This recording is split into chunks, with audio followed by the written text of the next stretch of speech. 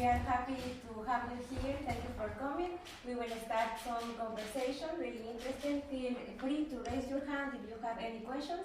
We will open mic for everybody to ask, so no problem. We will start with a little introduction from all of the panelists here and some interesting facts from their countries. Let's start. The first one to presentation.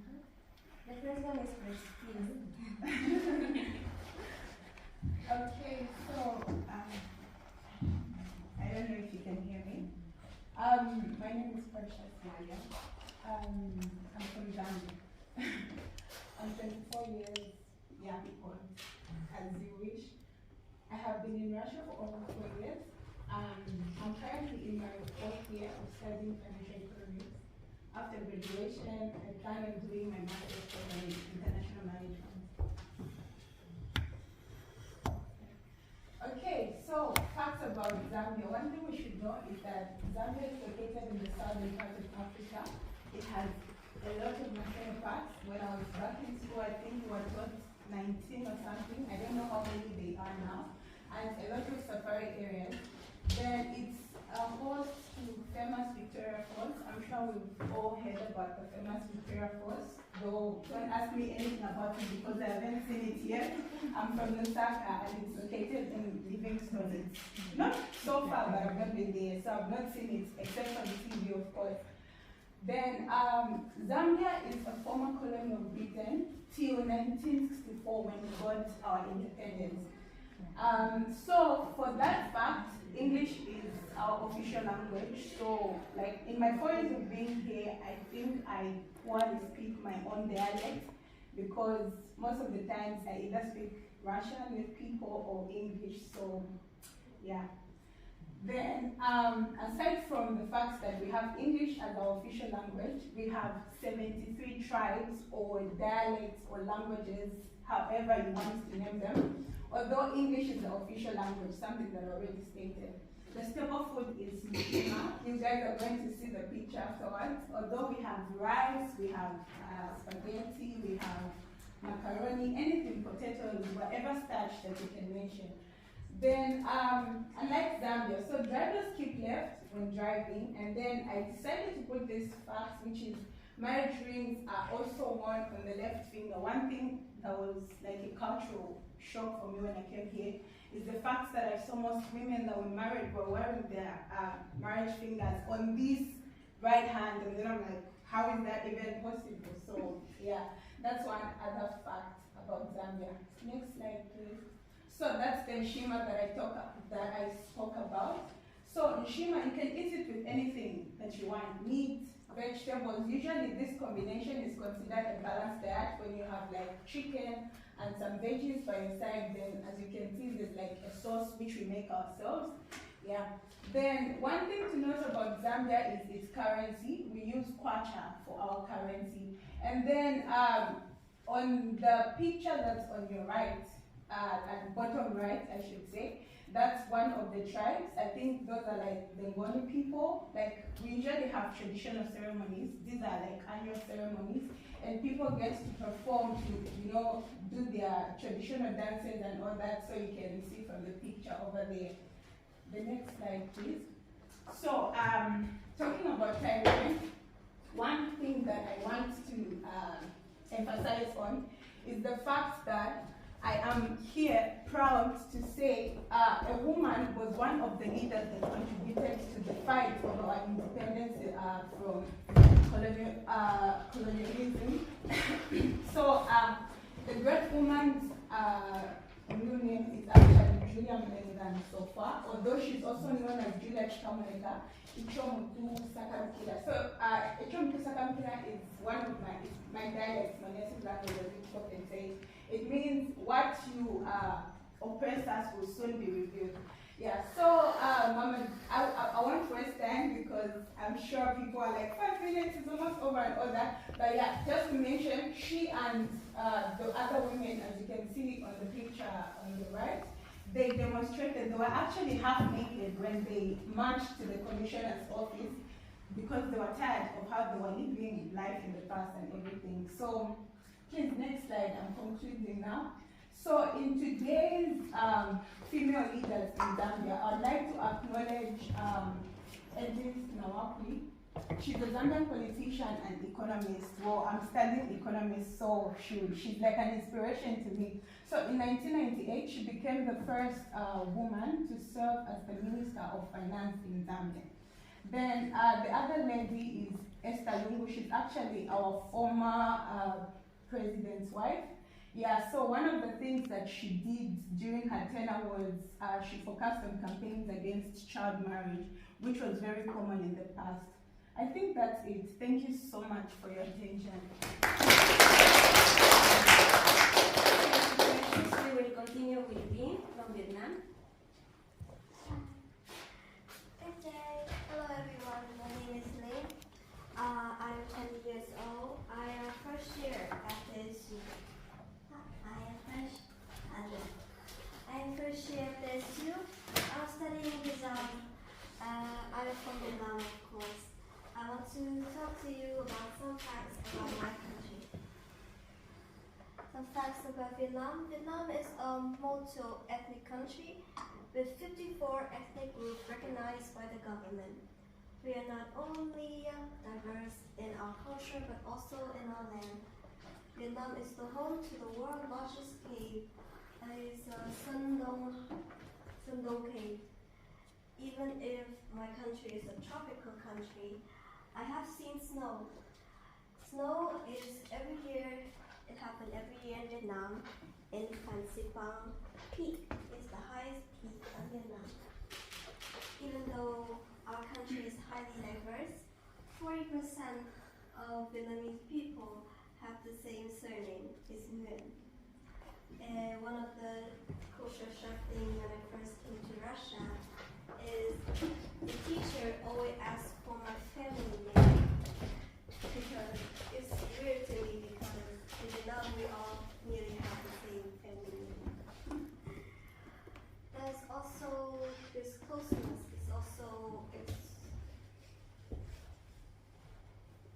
It's links to our language. Language is embedded in our relationship. We call each other sisters, brothers, aunts, uncles, and even to the women in the shopping mall or everyone. I want to introduce some facts about wonderful women that I know by Vietnamese. From our timeline to the ancient time to now. First, I want to introduce you all to Lady June. They are a pair of sisters who rebelled against the Northern conqueror in 40 AC and created their own dynasty. Fun fact, one of the general under them, Lady Lechen, is the founder of my city Haiphong. Every year we pray to her for her protection. Next, I want to introduce you to a famous poet from the 18th century. She is recognized by UNESCO as a World Cultural Figure. Her poems are described as classy but dirty. She used harsh words to describe the reality of people's life under the feudal rule. And next, we can see what he saw. She is a female guerrilla fighter during the Vietnam War against the French. She is the beacon of hope. Even when she was captured and tortured, she still sang the national anthem. The fourth person I want to mention is Nguyen Thi Binh. Continuing with what he saw legacy, she is a famous Vietnamese politician. She had great help in helping the Vietnamese people sign the Paris Treaty to end the Vietnamese and American War. She also was the vice president of Vietnam, the Vietnamese Socialist Republic. And to nowadays, we have Nguyen Thi Binh. She's the president of the Vietnamese Congress. And I also have an honorable mention mention Henie. Her name is very different because she is belong into an ethnic majority. She came from the Edit people. She's now a model, a coach, a beauty queen who's breaking the beauty standards of Vietnamese women. Thank you very much. That's all. Let's continue. Thank you so much, Lee. Now is my turn. My name is Martinez. I am from Ecuador. I am a second year PhD student in the Historicistic Faculty. I am also curator of the Latin American diaspora in TSU. I work as a Spanish teacher and I also manage the social networks of TSU in Spanish. My plans after graduating is like to stay in Russia, to work, or to study something different because I like to be here. Next. Facts about Ecuador. As we can see here, Ecuador is located in the western corner of South America. We have a continental part and the Galapagos Islands where Charles Darwin fundamented the theory of evolution. Our currency is dollar, that's an Ecuadorian dollar as you can see with an indigenous woman in the coin. Ecuador received its name for the imaginary line that divide the world into hemispheres. And here we can see the middle under, this is the monument of the middle of the world which is located in Ecuador.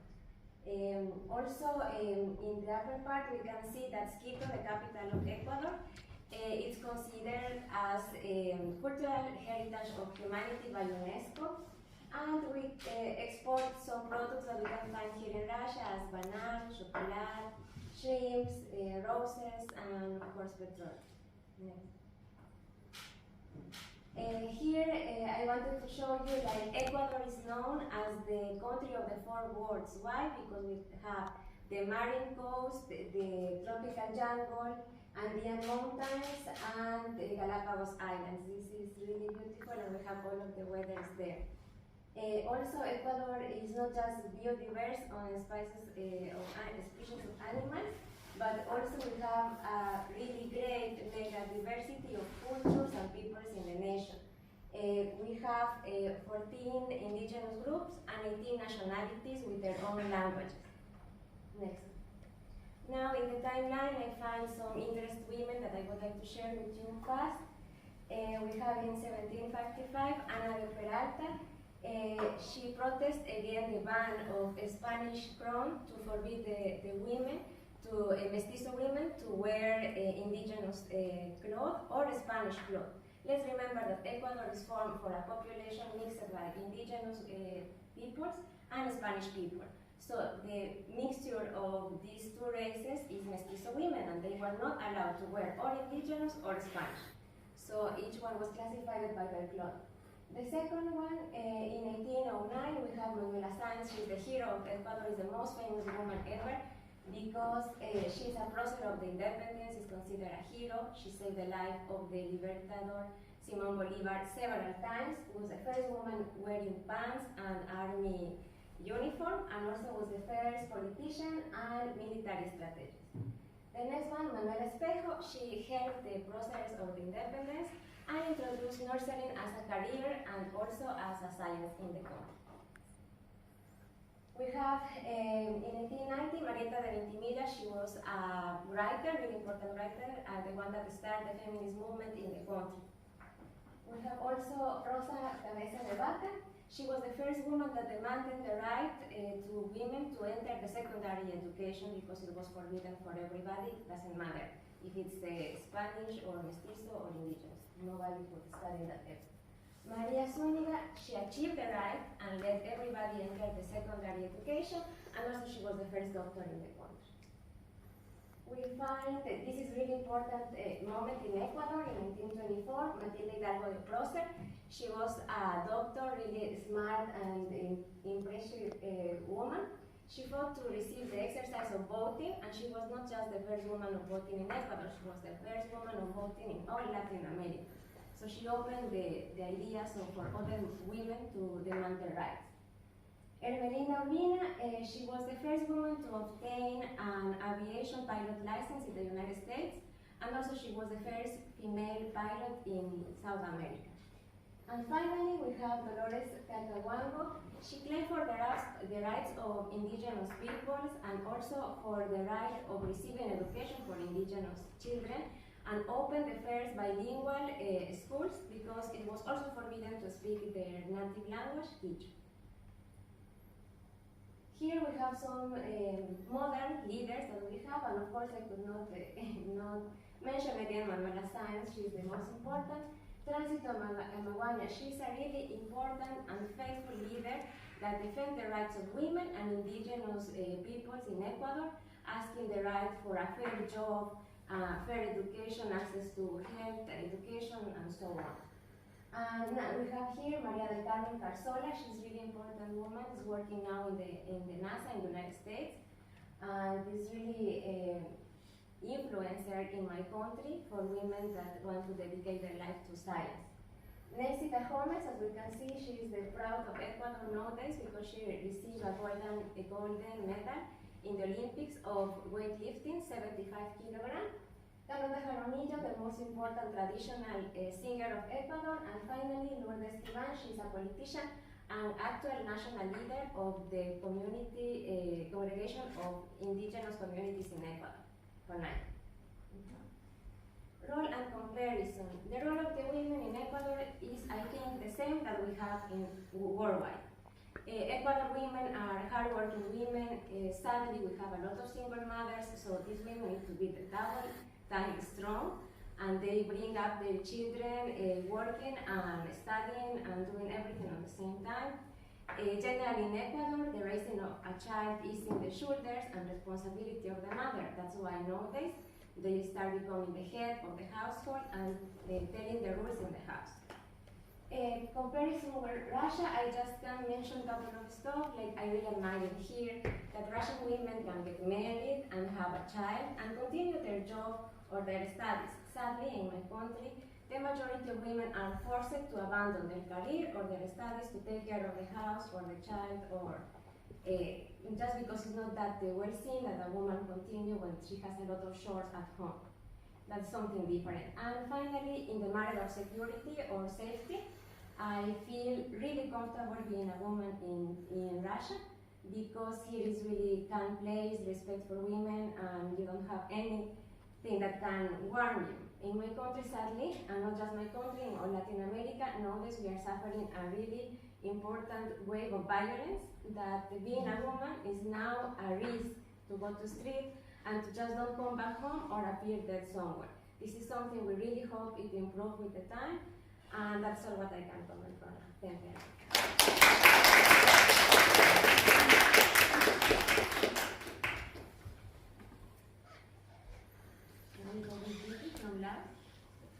Hello everyone, my name is Dompa. I'm from Laos. Now I study in Faculty Geology and Geography Faculty in Nationality in the third year. My plan after graduation, I want to continue in master. Fact about Laos, Laos is the only landlocked country in Southeast Asia, and the movement in Laos are based on sticky rice. Sticky rice is very popular to eat with our menu in Laos. And the biggest religion in Laos is Buddhism. Laos is the most heavily bombed state in history. Overall, Luba is Laos national flowers. About Lao women, the Lao women obtained the right to vote and be elected in 1958. In recent decades, women have made notable inroads into politics. Lao women are legally equal to Lao men.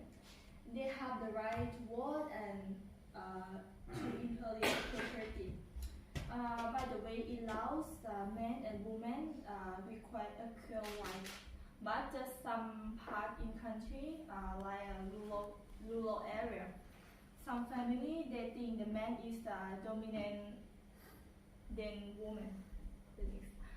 Laotian women have long been active participants in their nation's society.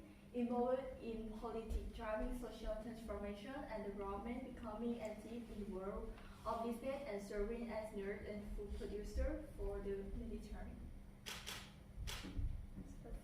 Thank you.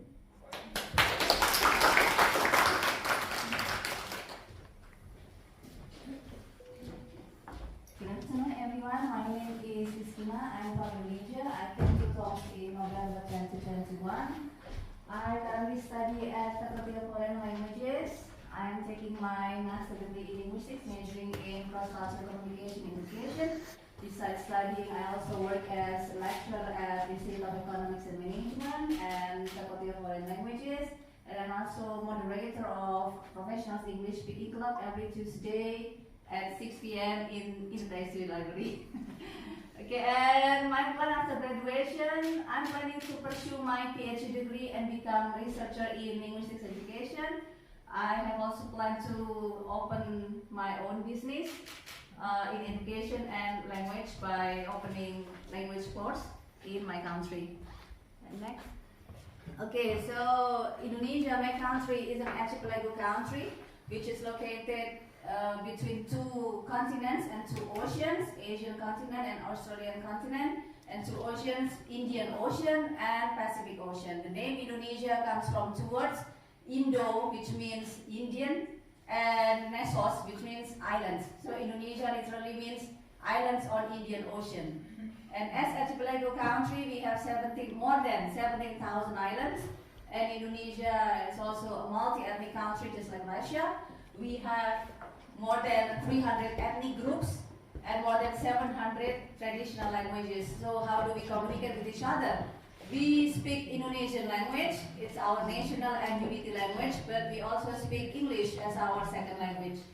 And then Indonesia has 280 million people, and it makes us the fourth most populous country in the world after China, India, and USA. And Indonesia has 80% of Indonesians are Muslims, so therefore Indonesia is the biggest Muslim country in the world and the biggest young population in the world, because 40% of Indonesians are below 30. And then Indonesia is home to the world's biggest Buddhist temple called Borobudur Temple, and it was acknowledged as one of the 7 wonders of the world, and 7 the world's largest Hindu temple, which resembles to Angkor Wat in Cambodia. And the world's biggest flower lives in Indonesia. It's called the corpse lily. Why the corpse lily? Because this flower smells stinky, just like corpse. And the only place on earth to observe the world's largest and ancient species of lizard called Komodo and wild orangutans in its natural habitat. And Indonesia was the first developing country in the world to launch its own domestic satellite system to the space. It happened in 1976. Next, Indonesian women. So, Indonesian women have been playing integral part in Indonesian development and historical movement. For example, on December 25, 1928, the first Indonesian Women Congress was held, and also first Indonesian Women Association and Indonesian Women Press Organization were founded also in 1928. And during 1945 until 1966, Indonesian women made up names of some of the leading politicians, political parties.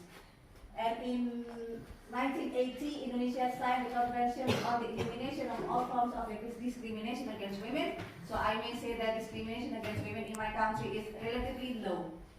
And on July 23rd, 2001, we had our first female president, the lady in red.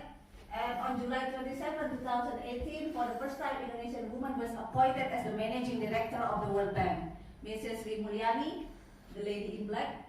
And also in 2018, she was awarded as the best finance minister in East Asia and Asia Pacific for 2 times in a row, 2018 and 2020. And then next, this is our women in history. The lady with headscarf is Malahayati, and she was the first female naval admiral and commander-in-chief, and she was well known known for her bravery and war tactics to fight against colonialism, Dutch occupation. And then Kartini, she was well known for her inspiring writings and book for Indonesian women's rights on education. And also Mrs. Dewi Sartika, she was the pioneer of women's education and the founder of Indonesia's first girls' school. And Indonesian women nowadays, the Minangkabau people, they live in West Sumatra. So they are known as one of the few traditional societies that apply matriarchal and matrilineal culture. So among the Minangkabau people, property and family names are inherited from mother to daughters, and husbands or male are considered as guesses in their wife's household. And also at present, the women of Indonesia are venturing actively into the realm of national development. In my country, there is a prominent organization called the Women's Cooperation of Loyal and Dedicated Women. It was founded by women, it's led by women and managed by women. All of the members are women, and it has helped many Indonesian women and their family from poverty and sharp loans. They are the prominent Indonesian female leaders. Mrs. Sri Mulyani, our finance minister. She is former managing director of the World Bank and the best finance minister. And then Mrs. Retno Marsudi, our Minister for Foreign Affairs, and Mrs. Tri Risma Harini, the woman in red. She is our social welfare and former governor of East Java province and was rewarded as the world's inspirational leader from United Nations Development Program. And also Mrs. Nika Widiawati, the lady in yellow. She is the CEO of State Oil Mining Company. And the last one is Mrs. Susi Pujiastuti. She is the former Minister of Maritime and Fishery, and she was named in the BBC 100 Influential Women list. Okay, thank you. Good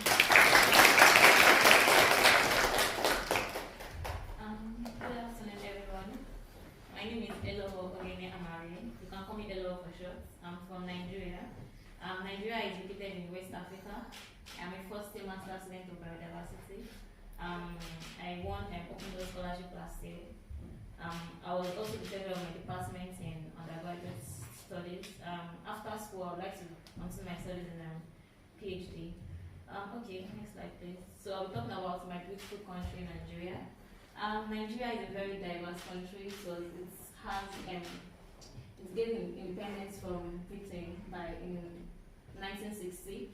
The name Nigeria was given by a female, Flora Shaw. She was British. The first president of Nigeria was Dr. Nnamdi Azikiwe. Nigeria is very diverse, has over 36 states with 250 ethnic groups, so you cannot just find a Nigerian speaking one particular language. The language is very diverse. We have 500 languages, but English is the official means of communication.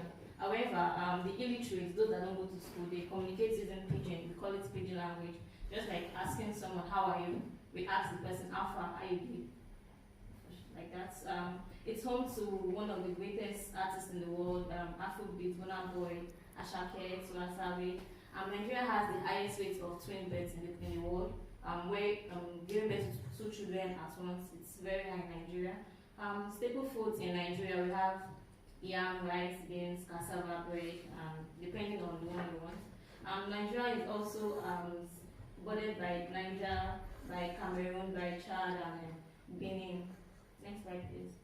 Okay, so I'm talking about swimming in Nigeria timeline. The first woman to drive a car was Funmilayo Ransome Kuti. She was a Yoruba woman.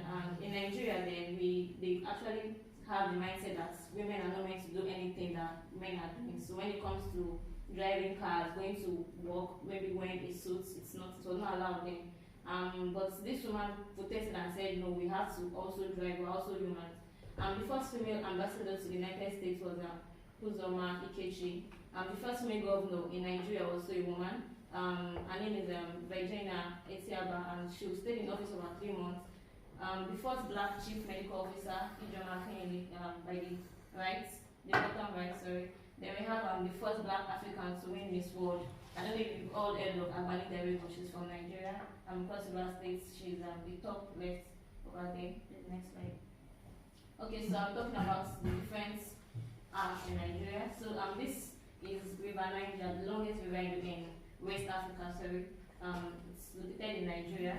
We have different festivals in Nigeria. We have the Eyo Festival where it's in the Yoruba land. So in Nigeria we have three ethnic groups, major ethnic groups. We have the Yorubas, we have the Igbos, and the Hausa. So the bottom where the men are on hats, it's practiced by the Yorubas. Then we have Nigerian arts. We have traditional wedding where the men so depending on the state actually, this is from Delta State, which is my state. The men wear a wrapper and then with beads just to showcase traditional attire. Then we have yam, which is one of the staple foods in Nigeria. Then the currency is called naira. Back then, so we had naira and kobo where we use coins, but we no longer use coins in Nigeria. So that is a comparison with Nigeria and Russia. We use only paper notes, which is. But I think December last year they changed the notes from this. This is a old notes to a new one. Then we have a lady in Hausa attire, which is another major ethnic group in Nigeria. So in comparison with Russia, Russians don't like pepper, but in Nigeria we love pepper. So it's very difficult for me not to be able to eat pepper here in Nigeria. Next slide, please. So we're talking about notable women in Nigeria. This is Dr. Mrs. Nkoji Iweala. She was born in June 13, 1954. She's the current Director General of the World Trade Organization, WTO, and she's the first female to actually hold that position and the first African. When she got to the position, it was a very mind-blowing experience for me because everybody believes that a woman should not hold that position. But however, she's an economist, so she was given the opportunity to actually go there and show what she's good for. And before she became the Director General, she was the Finance Minister of Nigeria, like 2 terms, for 3 years, 2003, 2006, and then 2011 to 2015.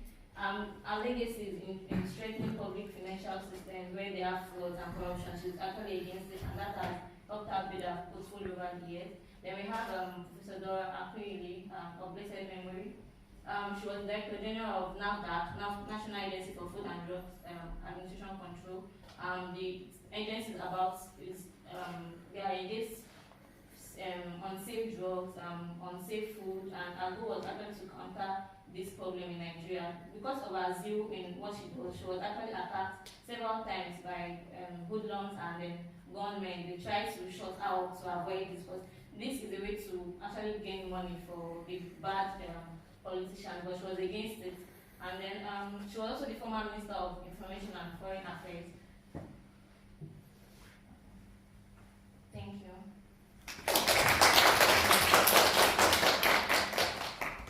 Now let's go to Lina, she will talk about Russia. Okay, good afternoon everybody. Today I will be talking about Russia since we are all here. I guess that it would be important to talk about all the activities that took place in Russia that actually shaped the way we live in right here, right now. And a few words about myself. I'm the 4th year student of the Faculty of Historical and Political Sciences, and my major is regional studies. I'm graduating this year, and next year I'm planning to apply for a master's degree. And talking about Russia and feminism, I decided to show you some key events that now make the life of women easier, or at least better than in the past. In the beginning, I decided to talk about the liberal reforms of the Emperor Alexander II, who was the first to open schools for girls, female girls. And actually, I was happy to study in one of those schools here in Tomsk, along with my roommates who is sitting here. And at that time, apart from the educational process allowing women to study, there were the first women in entrepreneurship. There were the first companies opened by women, so they hired women and they made some production for developing the country.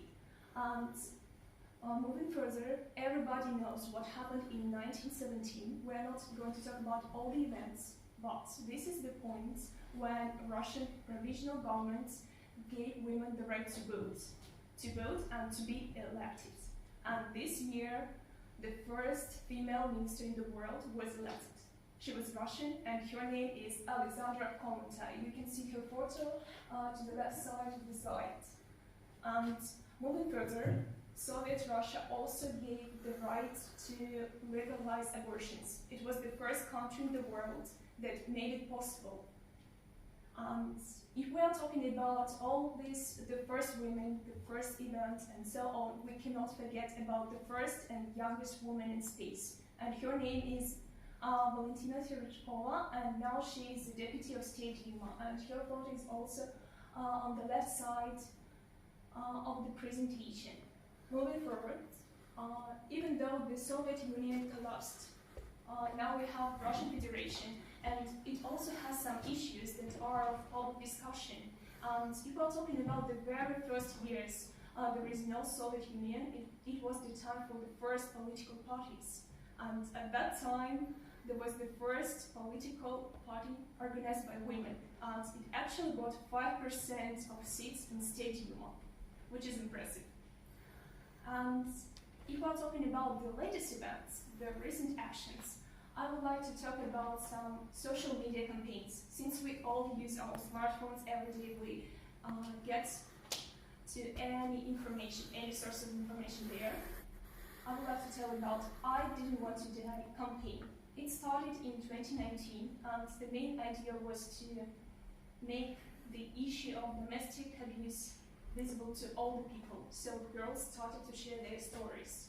Unfortunately, no country is perfect, and Russia is not, and at that time it was a greatest accomplishment of women to share stories. It also happens in different countries, but this is the way it took place in my country. And 2 years ago, there was another story, another great story. The government decided to decrease the number of forbidden jobs to women. In Russia, right now, there is 100 jobs to which no women can apply, because it is supposed that it can possibly damage the health of the future mother. So, if I want to apply to this job, I have no choice. I either have to migrate to another country or continue fighting for decreasing this list of forbidden jobs. And all these events and accomplishments cannot be done by the government alone, by the male government. And for this, we need prominent women to speak about all these actions. And for this, I decided to show you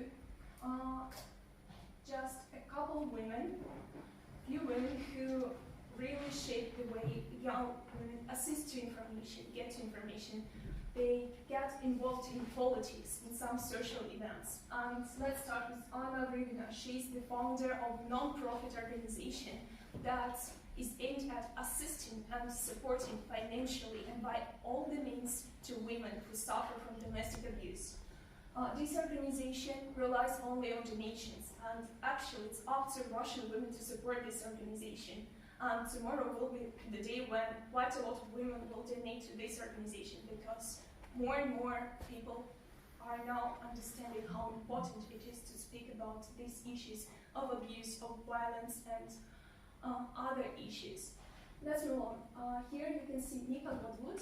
She's supposed to be the most famous Russian feminist, according to opinion polls and according to some publications of Medusa. Speaking about my experience, she was the first person who let me know about feminism, about all these movements, about history. And her idea, her main goal is to raise awareness about such issues as body positive, about feminism, about weight loss, about menstruation, because we still have some problems that are not talked on the highest level. We cannot listen to quite a lot of issues. Let's talk about birth control on the media. We cannot open the TV and listen to the Minister of Health or anything who is talking about this. But quite a lot of women assist and get information from YouTube. Moving on, I would like to show you other examples. For example, we can talk about Manija. Originally, she's from Tajikistan, and she's one of the most famous singers who was happy to introduce and represent Russia on Eurovision a few years ago. And her main idea is to support and to help women who are not only suffer from this classical way of treating women badly, but also who suffer from issues that only migrants face. So, and right now she's the Goodwill Ambassador of the United Nations for refugee issues. Let's move on. Alona Popova, she was the one who started the campaign I Didn't Want to Die.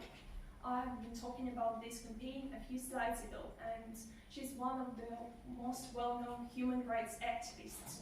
And if we're talking about women, they're not only social activists, they're also sisters, women, they're the ones involved in economics and so on. And I also wanted to show you Alexandra Kostyuk. She's one of the world's best chess players. And you can see the list of her golden medals. I mean, it's not the whole list. And her main idea is to show that women are powerful, and they are also powerful in classically old, rich men sports, for example, chess. And speaking about this, we should also be aware of some ideas about some key factors that shape the world people live in. And if we're talking about some indexes, I found this data that shows that nowadays Russian Women Business Index is 69.8, and more or less the same results are for such countries as Morocco, India, Guatemala, Central African Republic, so it's somewhere in the middle, so it shows that Russia still quite a lot of issues that need to be resolved. For example, issues with jobs that women cannot apply to, the issue with parenthood, the issue with pensions, and other issues. And if we want to compare some numbers from Russia and from other countries, I decided to put the United States here. Here you can see the ratio of women salary. In Russia, women usually get 70% of what men are supposed to get for the same job position. And I guess more or less the same scheme is for every country, but at least we should be happy to see some progress. And we will have a look at the one from the United States, more or less the same trends, but women get 10% more than women in Russia. So for this, we should be aware that we should never stop and we should fight for our rights. And since I'm short of time, let's continue with China and let's listen to Zhou Yang.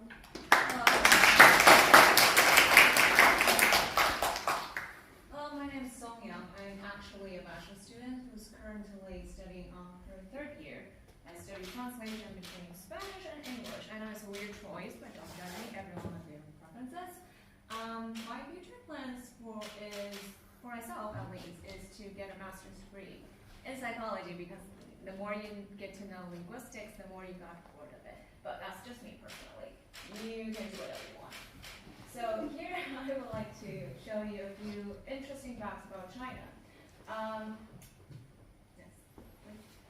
So we listen about other ladies, how their country has a very diverse ethnic groups and their people speak different languages.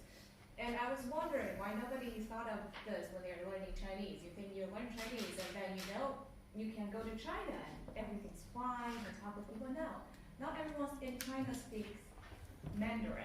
For example, in my province, we don't speak Mandarin in our daily life. Only when we're in schools. I think it's the same case for every province except for Beijing, because that's their own language, well, dialect. And then not all Chinese eat spicy. I would say that it's only for the people in the south, especially in the southwest or southeast regions in certain provinces. Unfortunately, my province is one of them, so it can be reinforced, this stereotype. And then for other facts is that you don't actually have to carry a card around when you're walking down the street in China. If you want to buy something, you just use your phone. There's this application called Alipay, where you can scan the QR code and then transfer your money to the owner. Or you can use this social media. I would say it's the Chinese version of WhatsApp. It's called WeChat, and it has a wallet function. You can transfer everything there as well. And then also there's this, China, the empire of manufacturing everything. You buy everything through AliExpress, but then it takes 40 days or even 2 months, and then you've lost your capacity packet. Well, not exactly the case. In my country, I would say the packages usually arrive around 3 days. If you want it to be delivered to you extremely fast, then you can have it within 1 day. There's one company called Shunfeng that can actually do that. And then there are other bags.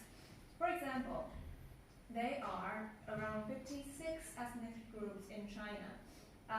The majority of us are actually Han Chinese. For example, myself is Han Chinese, but my grandmother is actually Tibetan.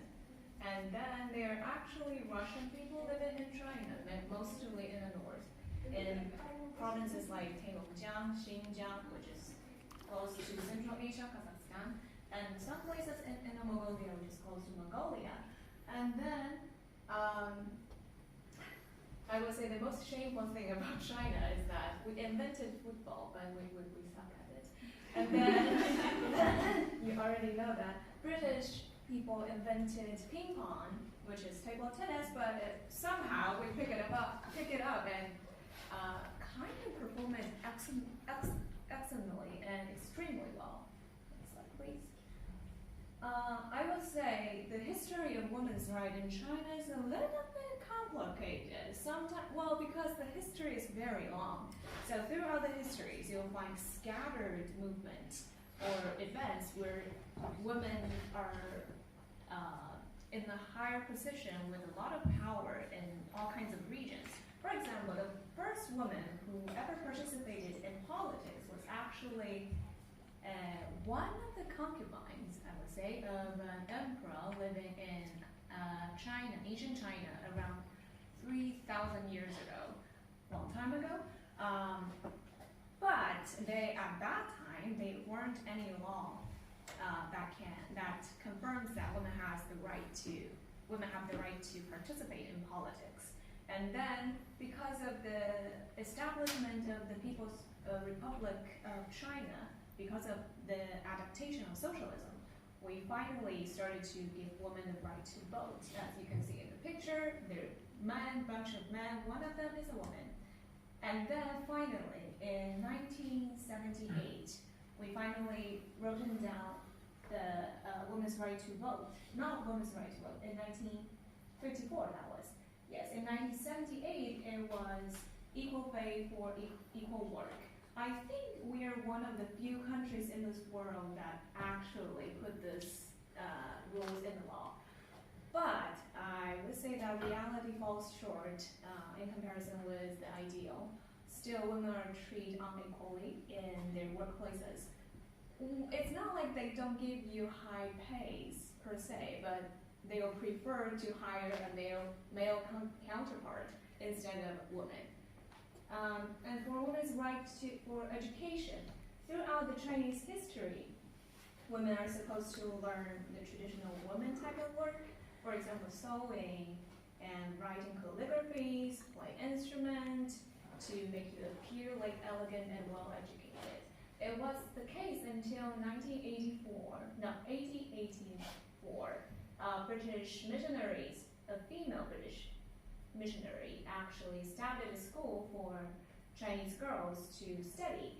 And then the churches from Britain and America collaborated together and established the first women's university in China called Tinling University.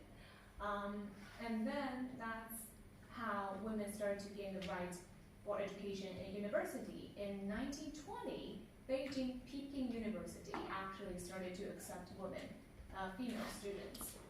And then in 1926, we legalized women's right to inheritance because as you know, throughout all kinds of histories, women usually don't get the right to inherit money or properties from their families. It wasn't the case until 1926. And in 1948, there was this woman, she ranks, I think, 7th. She was the 7th child from all of those kids in her family. And when her father was about to die, he decided to give all of her brothers the properties, excluding she and her sister. And she felt furious, and she actually went to court fighting for this, her own right for inheritance, and she actually won, which is a good thing. Yes, please. And nowadays, we have a lot of prominent women leaders, I would say influential characters in China, but most of them are scientists. For example, the first one is Tu Youyou. She's I would say pharmacologist, but you can also call her a pharmacological chemist. She was a Nobel Prize winner in 2015 for discovering a medical component that's helpful for preventing the death of malaria patients. And the second one, her name is Yu Junying. She was one of the creators for creating induced fluorescent stem cells. These stem cells have very ethical problems. For example, usually scientists would use an embryo for developing this, but her and her team actually extracted skin cells from skin and induced them into stem cells, which is groundbreaking for this sector. And then we have the final woman whose name is Zhang Yuman. She's a paleontologist who discovered, actually in China, where is the best place to extravagate crude oil. And then she also discovered this tiny little fish in her hands, which challenges our understanding of how human beings came to be, how our ancestors, the little fishy, came to the land. And then, please. I would say in comparison with Russian women, Chinese women share similar roles in their lives, in families, in workplaces. Perhaps one difference is that China, as a family-centered kind of society, we usually let our grandparents take care of their granddaughters, grandsons, so that their mother can continue to work. Fathers don't usually participate in child raising, but some of them do. That's still very few, which I would say I find it very impressive that Russian dads are very willing to take care of the kid. I think for us, the only difference between our roles and the roles of Russian women is that when we were interacting with our peers, when we were fulfilling our responsibilities, we would speak different languages, and we look kind of different, and that's all. Thank you.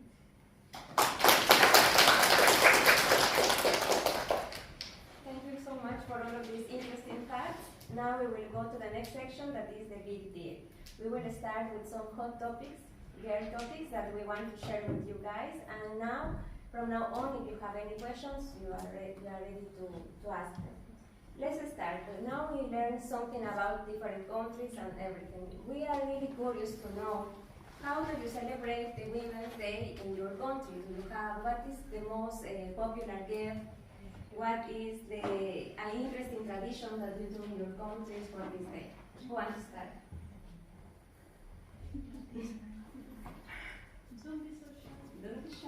Okay, let me start. So the 8th of March is coming, and the tradition in Russia is pretty simple. It's actually connected with our childhood. Me, as a child, when I first went to kindergarten, I was told that tomorrow is this big day, so you should prepare a gift for your mother and for your granny. And right from that moment, for me, the Women's Day was actually a day when I'm supposed to bring presents for my female relatives, and that's it. So when I went to school, the idea was pretty the same. I should have prepared some gifts for my teachers, and since 99% of them are female, I had to prepare a gift for them. I mean, it could be like a sheet of paper with a rose painted there, like by myself.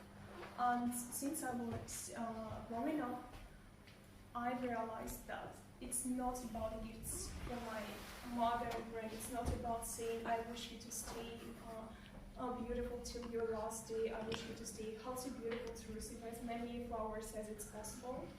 And I think that in Russia in general, as for young ladies, we start to think of this day as the day of our independence, as the day of our rights. Whereas for older generations, it's still the day of sending flowers or buying chocolates for their female relatives, friends, wives, sisters. That's awesome. In the case of Ecuador, it's not that important Women's Day. We don't celebrate it that much like in Russia. For me, it was a really cultural shock once I came, and we had even vacation. In my country, yes, we give some flowers to each other, mothers, teachers, your best friend, but that's all. Somebody else, it's really important Women's Day in your countries, or it's a commercial date? I can say something about that. Well, for Zambia, right, I don't think it's so much of a big deal. And honestly, growing up, I don't remember ever wishing my mother or grandmother or any of the women in my life Happy Women's Day, because it's always seen as an international Women's Day, like a holiday, a normal holiday. And I don't know, maybe Mercy, she's also from Zambia, she can say something about how her mother or anyone celebrated. But then when I came to Russia, like she said, it was really shocking for me, because most of the times when we walk in the streets, like last year, I had classes, and then I was passing somewhere around, and then the guys was like stood in front of this main gate, and they were giving flowers to every woman, like whoever is a girl, it doesn't matter how old you are, or like they were just giving flowers, and then like, oh my god, this is amazing. In Zambia, you barely find that. Like it's just a day like any other. Maybe other people do it differently, but in my home, or rather in my community, it was nothing. Let me say something about Nigeria. So Nigeria is quite funny because they make a joke about every day is Women's Day. If you check the calendar today, yeah, like today is Women's Day, yesterday was Women's Day, tomorrow is Women's Day. So they won't lose track of when exactly is Women's Day, because different churches, they have the Catholic churches, they have a particular day for women where they tie wrapper and wear white blouse. The Pentecostal churches, different things. But when it's International Women's Day, you could get different gifts. So flowers are just like something that's coming up. But back then, you could get very nice messages, prayers, gifts, like maybe a mug with Happy Women's Day to the best mom, to the best sister, or even money, depending on, they give like, they could have like a shirt and they could just include, oh, Happy Women's Day, thanks for being, at least without women, there's a joke that without women, the world would be in existence, but I don't know if that's true, if everybody agrees with that. In like coming year, I think they actually celebrate it more because they wear small flowers, but in Nigeria you hardly get flowers. What is the gift there?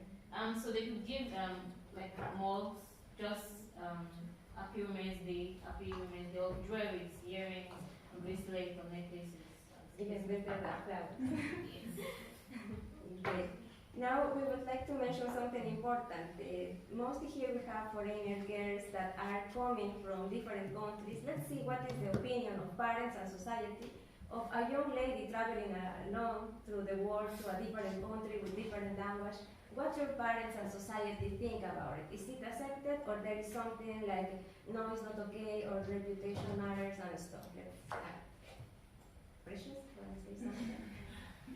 Well, about that, traveling actually in Zambia, like people admire people that go abroad.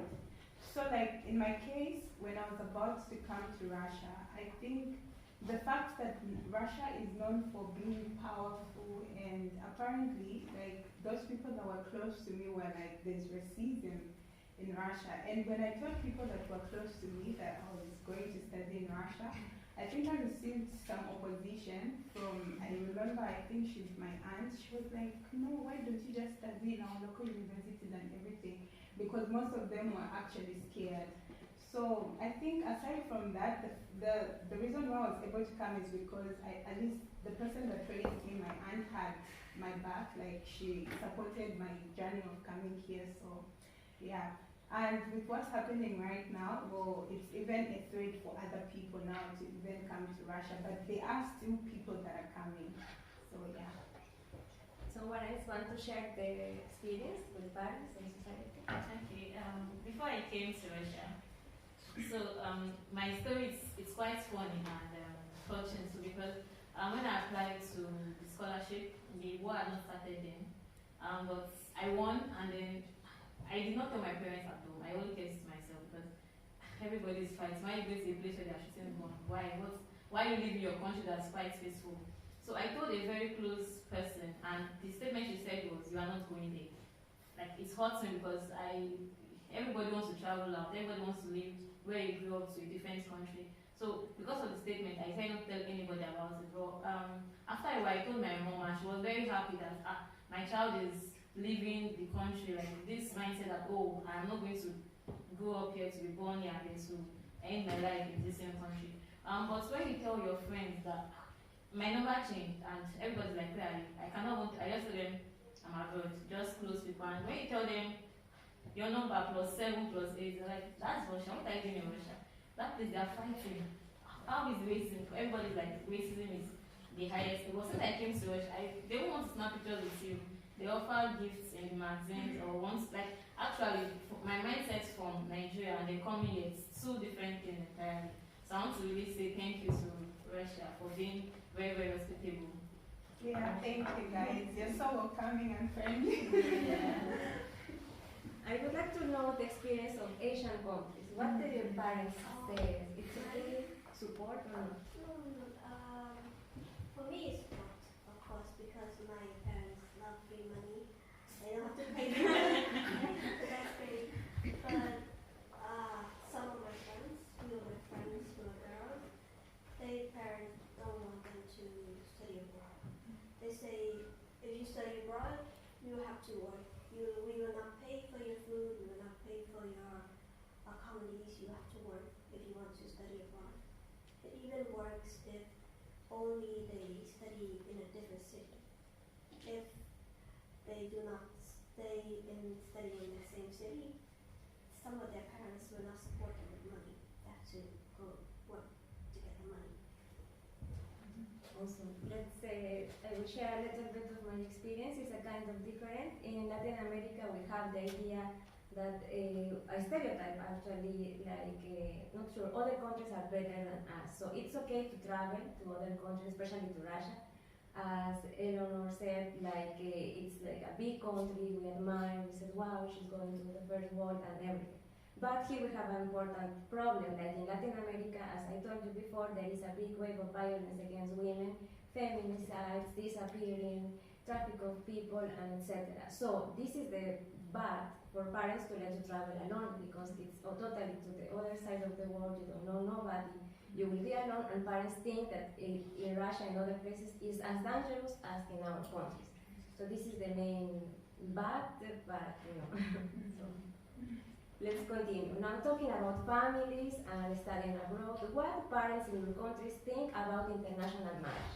Let's say you guys have Russian boyfriends or other nationalities.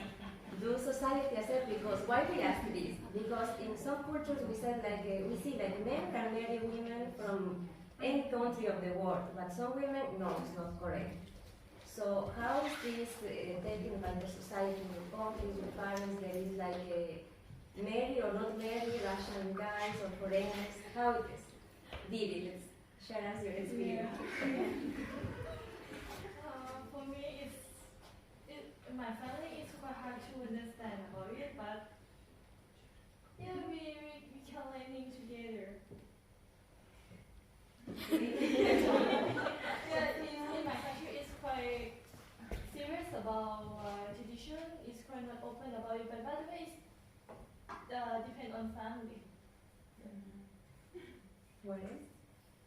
I think, okay, so in China the situation is kind of weird, I would say, because like you said, men can marry all kinds of women, all kinds of shape, all kinds of color, which means black, yellow, white, whatever. Their family will be happy to accept them. But if you're a woman and you're about to marry a black guy, let's say that, and then your family's gonna be like, no, I don't think that's a good idea, somehow. And then if you're gonna marry a white guy, they will say, that's kind of okay, not bad, it's pretty nice, yeah. And if you're gonna marry an average Chinese guy, they'll think, okay, it's something usual. Somehow I think the idea of white supremacy is somehow engraved in the DNAs of my people, because we were once colony of 8 different European countries. So somehow we still fancy white skin and Caucasian looks. That's why. But somehow it's different for men and women because we think, not we, because we do not include me personally, just for the information. We think that if you're a guy and marry someone white from outside, a woman, and then your kids will stay in our country, it's gonna be fine, it's gonna look pretty. And then if you're a woman, you're married with someone, let's say, from other countries, and especially a black guy, and they'll think, nah, your kid's gonna look ugly. Somehow, this is the reality. If you look at those mixed blood kids in my country, if you look at white and yellow mixed, they are very popular. Everyone would tell them, you're so pretty, you're so unique. And then if you look at those black, yellow mixed race, they'll think, why are you like this? Why are you so black? We don't fancy black. I think in Asia, East Asia, in general, Korea, China, and Japan, even our own people, even our own women, we have natural yellow color, and then we still want to bleach them. We want to make ourselves to appear whiter. I think there's something psychologically wrong with this idea, but that's the reality. That's really interesting, and it opens for the next topic. I think this is one of the most interesting. We will talk about beauty standards in different parts of the world and how it affects or like put pressure on women's shoulders once they are in other parts. For example, what is the beauty standard in your country? Can you describe what is the perfect woman to be considered beautiful in your country, and does it match with the Russian beauty standards or not? It's different. White skin, long nose, big body. Cures or not cures? That's important because in my case, Latino women are always curvy and big hips. No. You have to be very thin, very skinny. We have a lot of ridiculous challenges. For example, open up your collar and put a coin on a collarbone, or put a fish in your collarbone, and then you have an A4 paper, put it on your waist to see if you're fat or not. Interesting. Yes, I if actually- your waistline is seen this length, you're considered to be fat and other way not very desirable. I'm considered fat in my country. I'm a size large in my country. Okay, so it's really, really interesting to be in a different country. I mean, and to listen to people from different sides of the world, because apparently, I don't know if it's an African thing, or you can confirm, but I feel like what men in Zambia or in most African countries consider beauty is curves. Curves. Like that is what they consider beautiful. When I came to Russia, I was actually surprised at how much women are thin and everything. But right now, because like I've lived here for like over 4 years, I'm like, I think this makes sense. Like it's good to look, skinny and thin, having a flat tummy and all that. But apparently in Zambia, it's not the case. Like men love women that are in shape. Like that is just it. Eloko, maybe you can say something. I agree with her. So if you are fat, you would only have guys your way. So they have this figure. It's like someone like me now, I'm good. But when you have someone who's chubby, like they like, or maybe has big ass, they're like, but if you're so skinny, they're like, you're like toothpick. I don't know if you know toothpick. This stuff is so Like a something. toothpick. Like you're so thin. So they're like, no, it's either you are size 8 or maybe it's a size 10. Yeah, so it's like you don't have to be too big and not too small. Yes. In Zambia, if you're small, they'll be like, why do you look like a mosquito? Why is that? Like, you're going to be, like people will make fun of you, but if you're too fat also, they're going to call you names. So you just have to be like in shape, you understand? And one thing I appreciate about Russian culture is the fact that women work out, and nowadays you go in the gym and then you see how people are trying to work on their figures, like they're working in certain parts of their body, and that is something that I admire. And I think if I'm to leave for Zambia right now, it's something that I'll incorporate in my life also because it's very good. Yeah. That's really interesting. And let's talk about something. Can you give us a beauty hack in your country now that we know? Each country will have like a natural recipe. What, for example, Latino women said that they owe their body to eating a special type of banana, verde, the green banana, and avocado. So they said that, and I think that is true because once I came to Russia, I was in other shape and I lose everything because of the lack of this kind of banana. So that's the beauty hack of Latinos, like the food. What you have, let's say like Korea, they said to wash the face with water or rice. Yeah, there is a beauty hack from each country, really interesting and life hack. We have ninja outfit. We have ninja outfit. Every time we go out in the street, we wear like ninjas. Oh, like TSU. It was like it's like a coat. You just wrap it around into your head. Wear a mask. Wear sunglasses. Wear glasses. How to cover yourself from. Yeah, ninjas. So in Nigeria, like you said, rice water, they use it. I don't know if it works, but I don't care. So they use rice water. They use tomatoes. They cut the tomatoes or cucumber like a slice, put on your eyes to prevent dark circles. They could take ginger and lemon. I've used it and I think it works to slim down. If you want to keep fit, just take ginger and lemon seed. Then if you want to, like carrots, cucumbers, avocados, like, or some people could bleach depending on your love for changing your skin. There are some people that's as dark as I am, they want to look like you. They use all sorts of cream, but I feel if they are good. Yeah, I have something to say on that.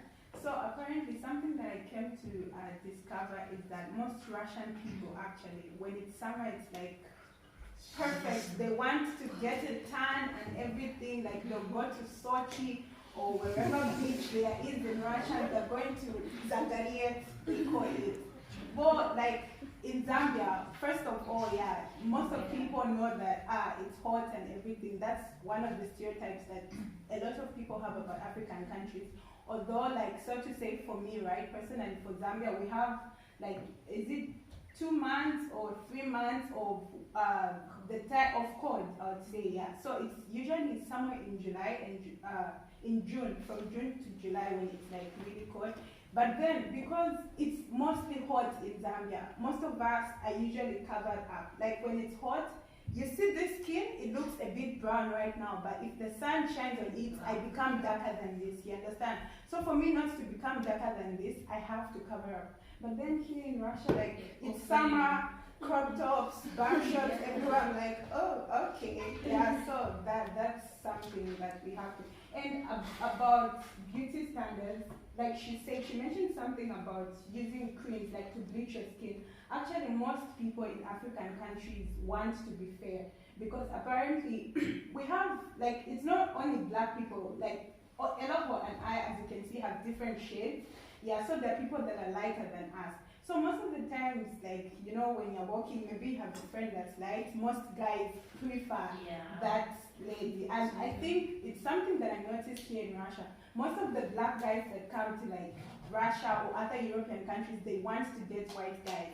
Because apparently, I think for them, they consider being light-skinned as beautiful or something. But yeah, curves, of course, they also consider that. But being fair-skinned is also a big deal. So most women actually apply certain creams, like, I know, is it Carolite or something? They want to bleach their skin so that they become fairer than they look. But usually the effects are worse because they're going to have certain like patches. Like your body is not going to be like light equally. You're going to have certain darker spots and it's not really nice. And in most cases, it gives them cancer. So yeah. By the way, there is a very interesting story about tan skin in Russia. Yeah. For example, I'm a little bit allergic to sun. I don't know what happens, but when it's summer, I wear, I don't know, let's say polo. I went out for 20 minutes. I come back to my nearest cafe on red or pink. So for this, tan skin is not an option for me, and thankfully I was brainwashed by green K-dramas, and it actually saves my nerves a lot. And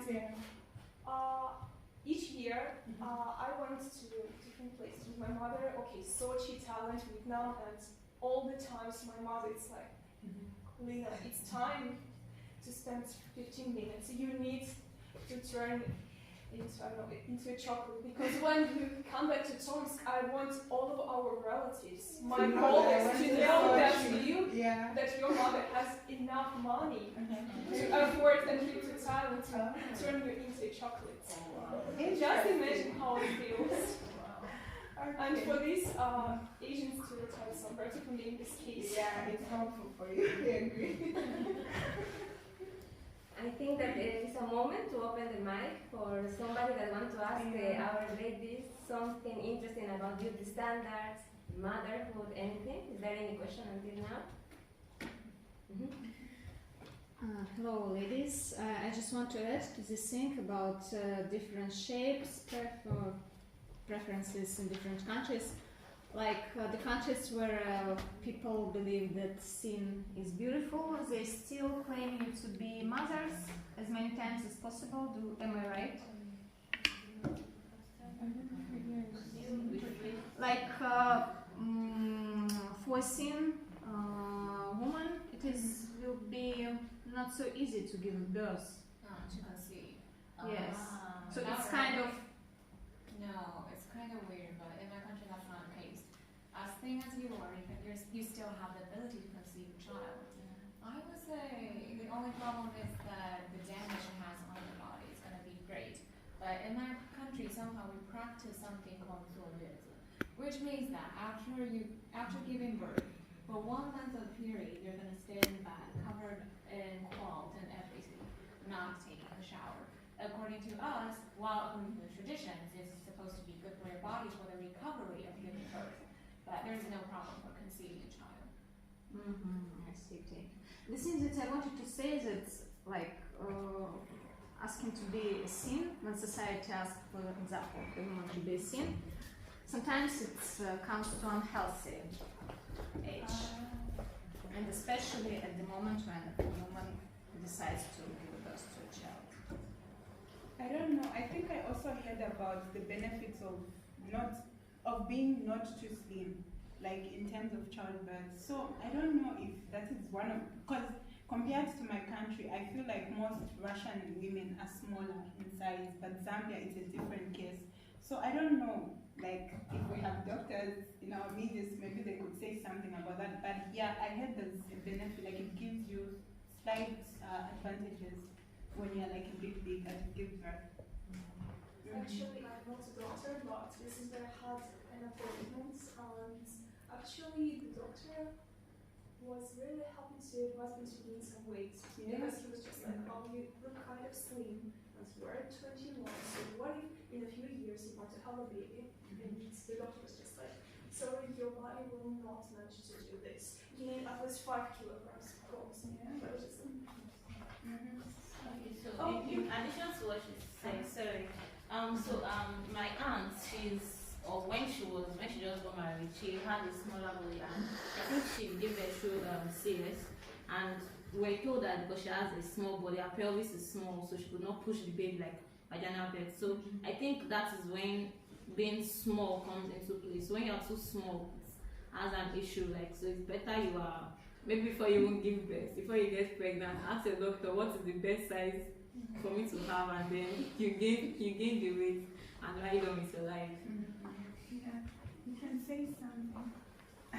Okay, adding to national traditional recipes, I just wanted to say that, pale white skin is also sensitive to sun, and we often get sunburned. And when we get sunburned, we cover our burned skin with sour cream, with smetana. Yeah. Is this supposed to help? I think it's still a good life hack, so. Okay. I'm an Asian, I'm a vampire. I just don't go out with it. sour cream works. As a person who is allergic to the sun, I can approve. Sour cream. I'm not wearing sunscreen. You just don't wear sunscreen. That's just We do, but sometimes we don't have it at home. sunscreen is for before you get sunburned, and sour cream is after you accidentally got it. Also, the important, I think, issue I want to highlight is there in your country a limit of getting married?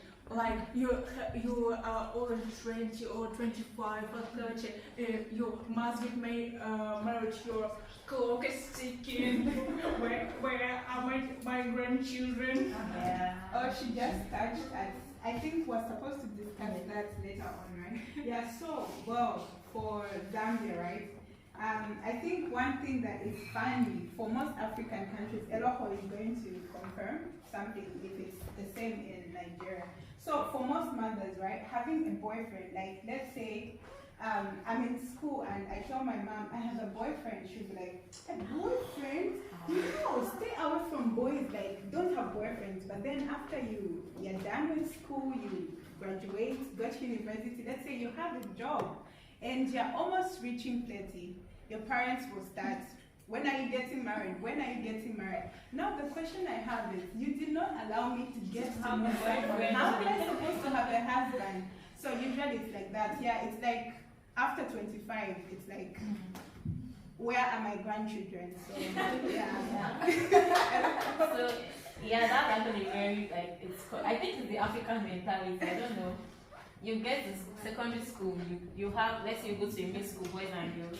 Your friend who is a boy borrows your notebook and it tells you, oh, I can bring it to your house. Your house is just opposite. You dare not collect that. It cannot come to your house.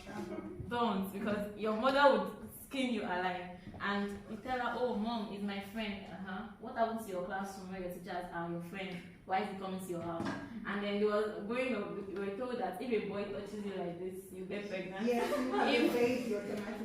if you whisper, if he touches a book and you touch it, like just, I think the idea was to just scare us and then to prevent us from getting what they call premarital, premature baby. Or, I can't remember the word. Like you have a child before teenage pregnancy.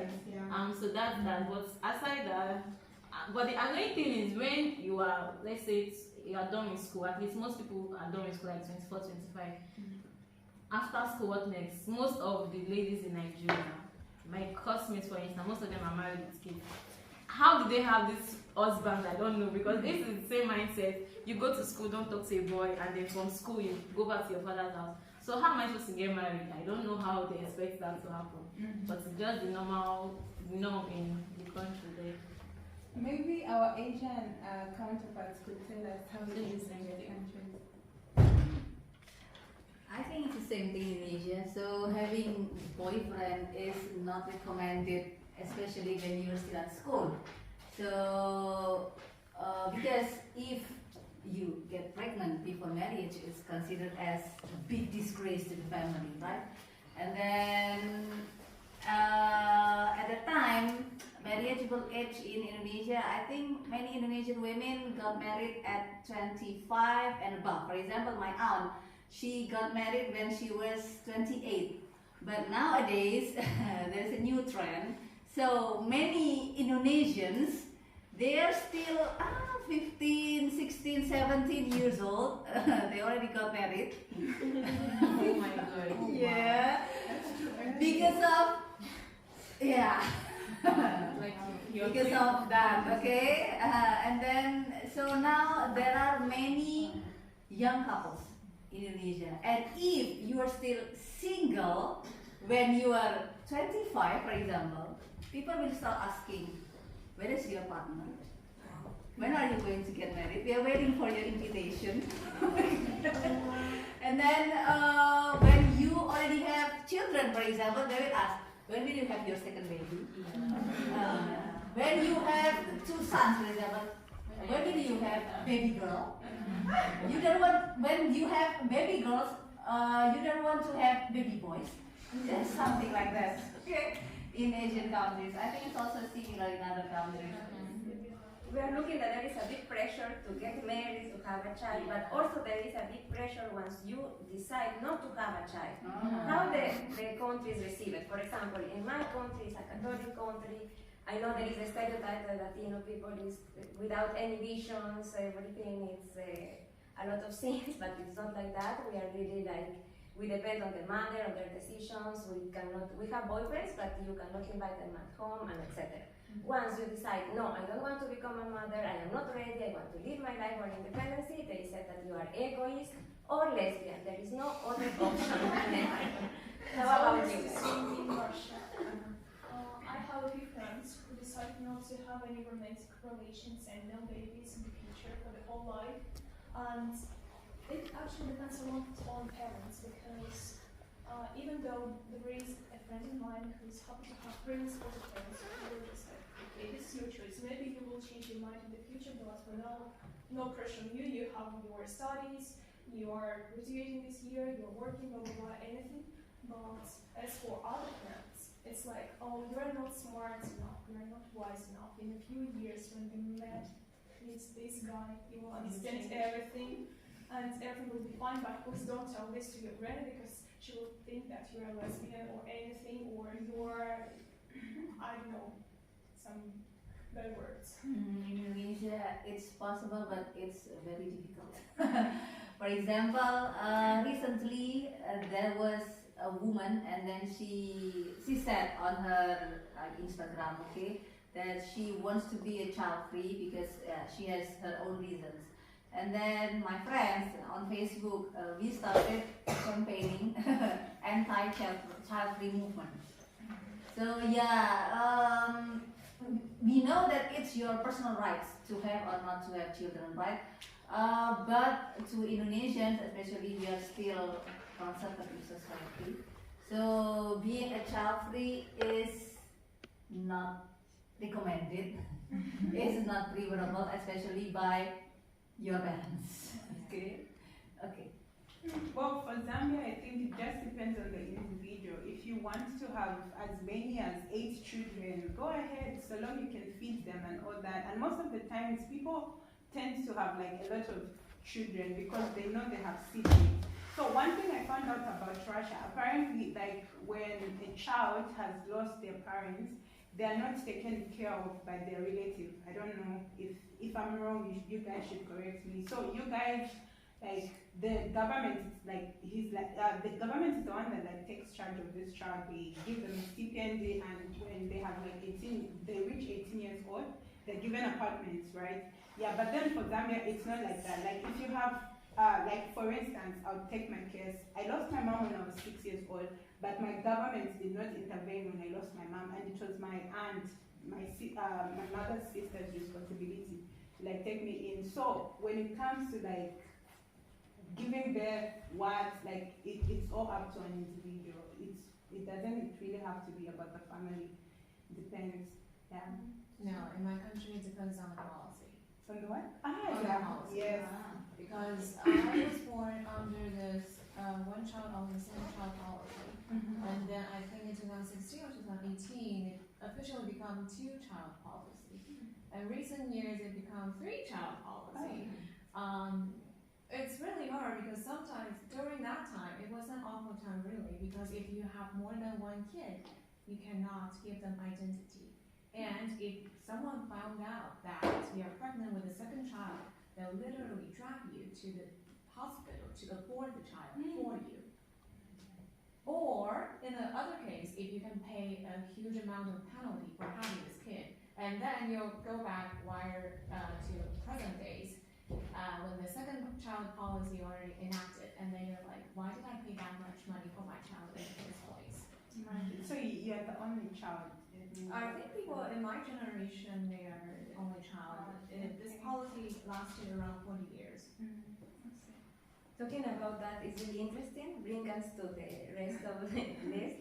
Let's talk about gender preferences. This is like when the society wants to have a boy or a girl for one or other reason. And also like preferences at home.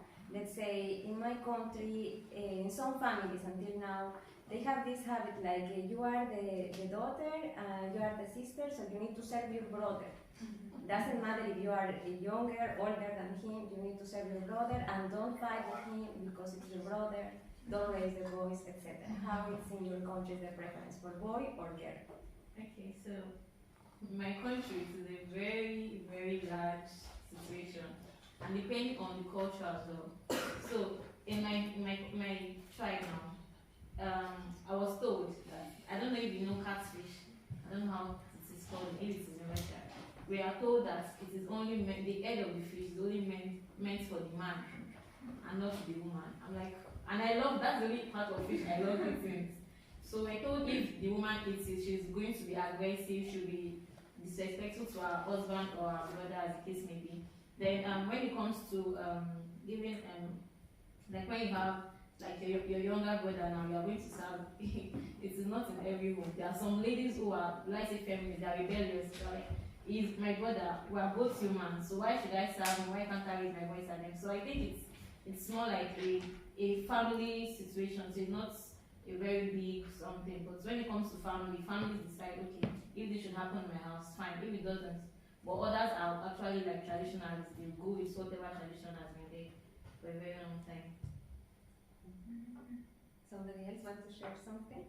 Well, since Russia is a country with more than 190 small minorities, it really depends on traditions as well. For example, since I'm the only child, I cannot tell you anything about my relations with sisters and cousins because they don't exist. But talking about my friends and their experience, if we're talking about my friends who are not Russian but with the Russian citizenship, they are always complaining about the duty to take care of their brothers. Like, I'm the lady, I have my brother who's 1 year younger, and for this I'm Russian. If we're talking about families in general, if a girl doesn't want to be a servant for her brothers, uncles, or anybody, she has the right to say no, I don't want this. And if the family supports the families, it is okay for the family, it won't be a big deal.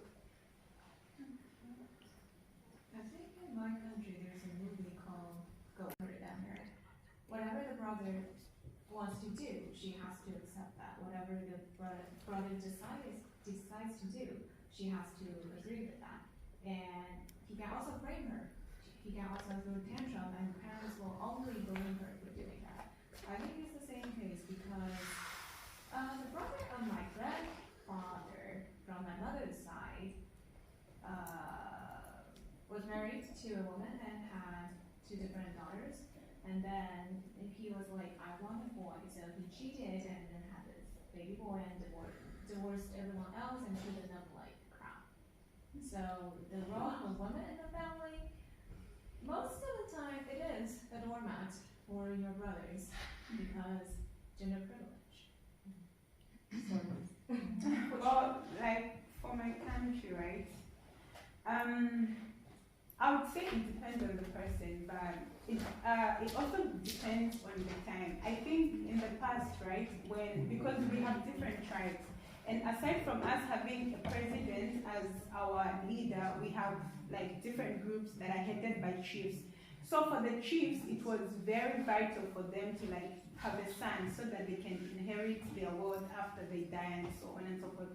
So what used to happen those days, like if a chief gets a wife and the wife does not have a male child, then they'll keep marrying until they get a male child. So I would say back in the days, like in that situation when you want someone to take over your property, a boy child was preferred. But then nowadays, I feel like having girls anyway in most African countries is kind of advantageous because apparently girls like when they get married, they're supposed to be paid for before a girl gets married. I don't know if you know something about dowry. In India, it's actually the opposite. It's like the man, is it the lady is the one that buys the man, but in Zambia it's like that. So yeah, but then in most cases also, people just prefer to have both genders, you understand? Because most of the times in Zambia, men actually have more opportunities to like, get an education compared to women. I think it was recently that women now, like more girls were sent to school and stuff like that. Because in the past, like girls were supposed to like help the mom with house chores and all that, and then the boys would go to school. So if he comes back to school, you as a sister, you're just there like seated. Although in my case, like I had brothers, but then most of the times, if my brother and I in the same grade, if we go to school, we're both tired from school, he will come back home, he can be allowed to go to the bedroom and rest while I do the cooking, I cook, he'll come and eat, and then I'll continue doing the chores. So sometimes it's like that, but when it comes to sex, I think it just depends on the person. And somehow the reason why most families in Africa are big, it's because most of them want a boy and a girl. So if someone has her first child as a girl, the second as a girl, they'll be like, oh, let's try again and have a boy. Just like that, like they'll keep trying until they have like 8 children or 7 children trying to get a boy. So it just depends. It's like they just want both sexes to be in the family. So. Talking about this trying, keep trying, it's not fast. Please, every one of us, tell how is the birth control in your country? Do women have access to contraceptive methods, or it's vaccine, or what? Let's go fast around. Start so young. I would say yes. In China, it's yes, it exists. Contraceptions exist in the pharmacy where you can buy it, but usually the guys live there and buy it. Girls usually don't do that. I would say it's probably because they don't know which type they need. But my personal knowledge is that usually they take pills because that's easier for them to figure out.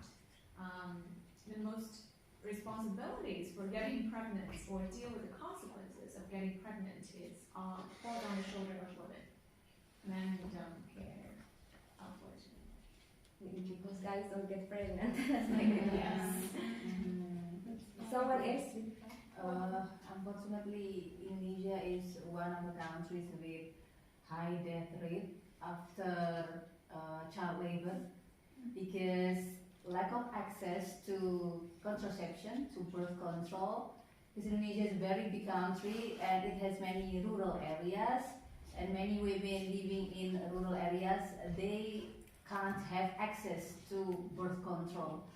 And also women have no rights on their own body. For example, my friend's case, so she delivered her baby every year, okay? She was pregnant every year, and then,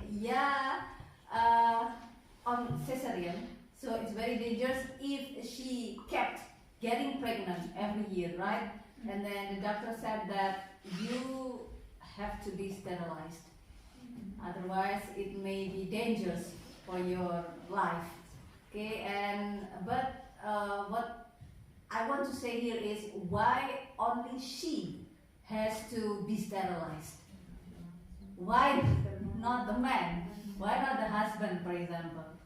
And then, even though she initially refused to sign, the agreement on sterilization, finally she said yes, and then she's now sterilized, and therefore I still believe that it's not fair if only women. Because resecting for men is it's easier and it's reversible, but for women it takes a toll on the body, especially the fallopian tube. It might get stick together and then clogged, and your eggs cannot leave there. No, I mean, for example, men can use condoms, right? When they want to have intercourse with their wives. But I never met a man who is willing to use condoms when they have intercourse with their wives. Okay, and then the wives suffer more. And that's what I meant actually. There is something funny in Ecuador, for example. We have everybody can purchase, and there is some part like high school, public high school, or public hospitals that have a machine that is receive condoms for free.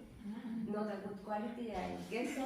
But the problem in here is when a woman wants to purchase pills or other methods, you go to the apteca, to the pharmacy, and we have a big problem that they judge you. So you go and you ask for pregnancy pills or something, they will start like, this woman is promiscuous. And if you know the person that works in the pharmacy and is your neighbor, they will go and tell your family. So this is really hard. The pill for the next day does not exist. So once I arrived to Russia, a friend needed, and I went to the pharmacy totally ashamed, like I was chasing drugs or something, like please can you give me something, because that's the culture where I grew up, and that's why we have a lot of teenage pregnancies because of the shame, the fear, and the no free access. In law, we could choose the shirt by the pill, and we can touch with the condom, but they should be shorts. I think that have big problem happen to teenagers if I have pregnant in school. Link something finally. I think I don't know a lot about condoms and pills are normal, but I know a lot of my teachers. They use contraceptive. It's like there's like a machine you put up on your uterus, and they will stop the pregnancy. It's very common for married women to have one. Well, I think for Zambia, yeah, many women are usually on a pill. Like, I don't know, they also use like certain injections. Like, for instance, someone can take that injection and not have a child for like 5 years, more like to just have that break and so on and so forth. But the issue of condoms, I think like you said, most teenagers, like they usually, like they feel shy to like go buy condoms and everything. And then when it comes to using condoms for most married people, like most men will be like, why should I use a condom with my wife? It doesn't work like that. I think that's why most of the times people can just be getting pregnant anyhow because the men do not want to use those condoms. So. You know, you should take your husband to the kindergarten and let him sit there with one of his screen and then ask him, do you want a condom or not? I think it's because men do not know the stress that women go through taking care of a child. And it was actually, when I came here, like, it's really amazing to see how, Russians could carry the kids, like, they'll take them for walks and everything in Zambia. Like, if a man is found carrying a baby, because we use something like this to back a child. Like in Zambia, you don't just carry a child in your hand. No, you have to like put them like this on your back. If a man is using this like backing a child, it's a taboo. Like the mother can come back and say, "Why are you making my son suffer?" and stuff like that. So it's really amazing to see how men help out here. Maybe that's why you guys tend to look at someone with 5 children as Bashar, but then in Zambia, like 5 children is like very normal. Yeah, it's very normal. It's the women that do all the work. But if we see what your story, what you said, we can notice that misogyny is born in the house by women, because look, a woman will say, "Why you are making my son carry the baby?" Yeah. When this woman was not a mother before, don't know how many house chores Yeah, she because had. for them they take it as normal. A woman in Zambia is supposed to be a homemaker, and I think I told my supervisor this, like I was like, how do you manage? You are a supervisor, I'm sure maybe you did your PhD studies, you have a home, like you have children, you take care of them, like how do you get everything together? Because somehow in my mind I feel like once people get married in Zambia, like let's say if I got married now, I feel like I'm not going to be so much, like I'm not going to be giving to society much, because now I have a home. I have to like do the chores at home, I have to like take care of the children, you understand? So it's like it's part of a woman. A woman has to take care of the home. That's how it is. That's why she says that she doesn't mind doing all the, and she already did them, she's probably forgotten about it. That's why she's like, yeah, woman, you're supposed to do this. Yes, we should, as women, we should raise men that respect the women. That's the solution. Yeah, yeah. Guys, now we have small kids for all of the ladies, and we plan to make in the last 5 minutes a big paper with messages for Happy Women's Day. And in this moment, while we are working, you can ask any of the panelists any question and make it fun in the last 10 minutes. I would like to thank everybody for being with us, for listening to these crazy stories and interesting. I hope you take something of our countries in your heart and remember. And I hope that everybody of us always support each other. Women should be together and support each other to have success in the studies, in the work, everywhere. So thank you so much for everything, and let's go to the next activity.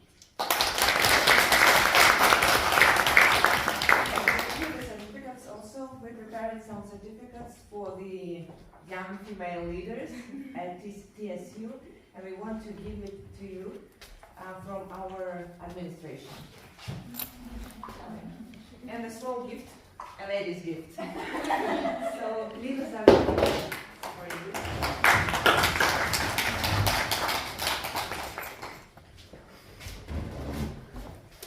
And the flowers for the 8th of March. I'm sorry, I might be pronouncing your names not correct because I don't know all of you. But Noah Lin, is that right? Sorry. This is for you. Thank you. Zong Yang.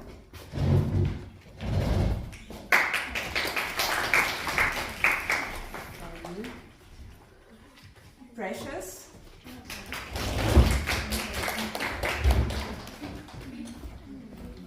Thank you very much for your participation. Michelle, this is yours. And by the way, Michelle deserves additional applause because it was fully her initiative. Oh, the phone? Sorry.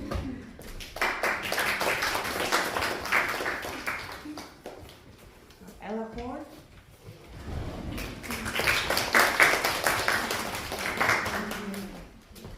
And Miss Keelan. This is the wrong name, but we will make sure you get the right one. Okay. Just like this, but we need to sign it, okay? Okay. Thank you. Thank you. So let's start. Yes. I want to do this. Will you explain? Yes, so here is a regular paper.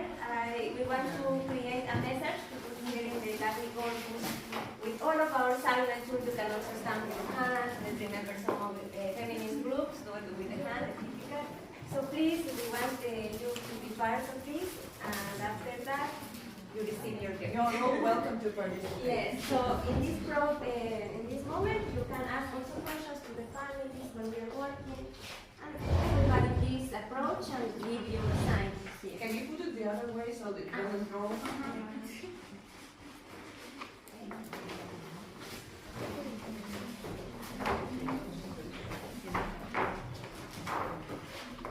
We have the veins here, and maybe if you need this to put on your hand, and we have the napkins to clean after. Just Any in color? case. If not, that's okay. If you don't want to make your hands dirty, also it's okay. Just please write a message here for one of the girls in the universe. Yeah.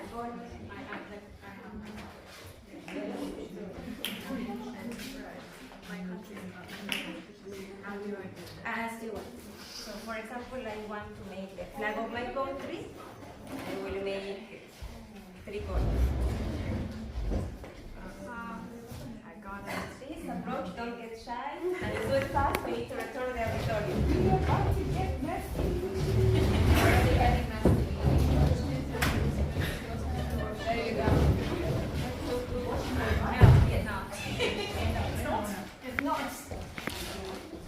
It's not very visible. It's good enough. It's good enough. It's not perfect. By the way, is it appropriate in China to give a name? It is.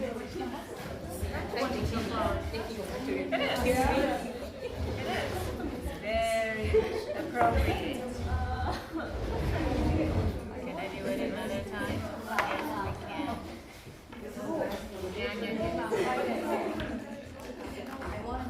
Oh yeah, let's go and get messy. Do I even remember how to draw the flags again? So dirty. Oh, that's true. I know, right? For what to get messy? Michelle. Just to read some Green. Just red.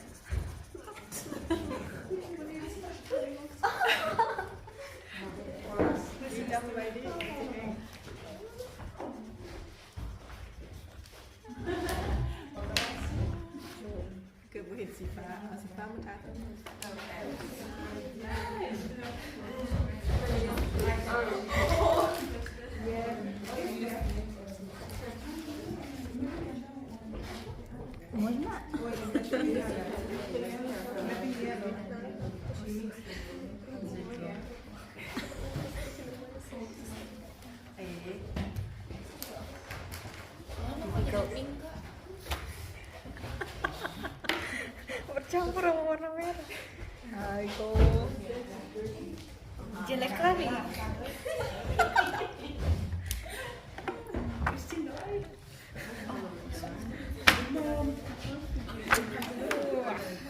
Putihnya nggak kelihatan.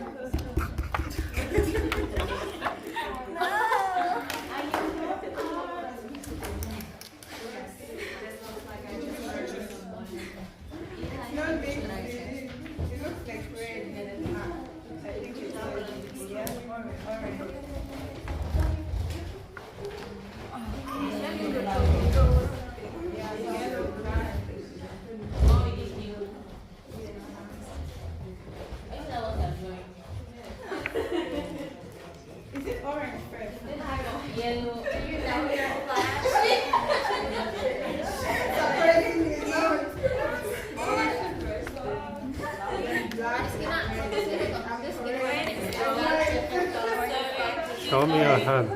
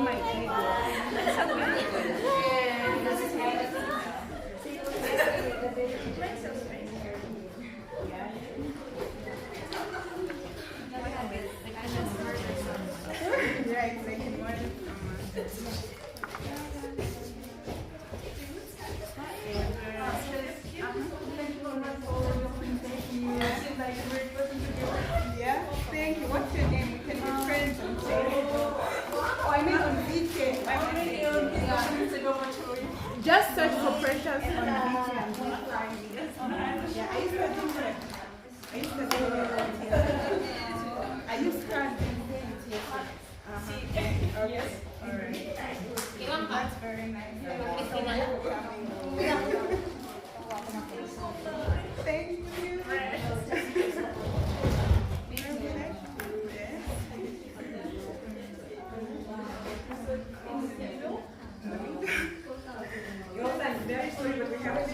At 5, this room shall be free. Okay. Okay. Not bad, I guess.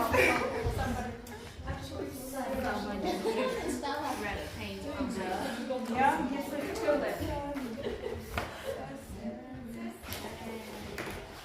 Hello, camera.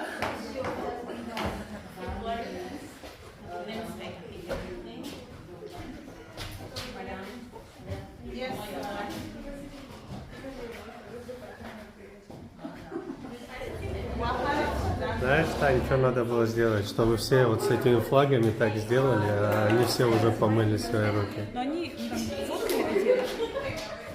Нет? Все все просто флаги. Просто все 8. Ну или там как-то другое. Все.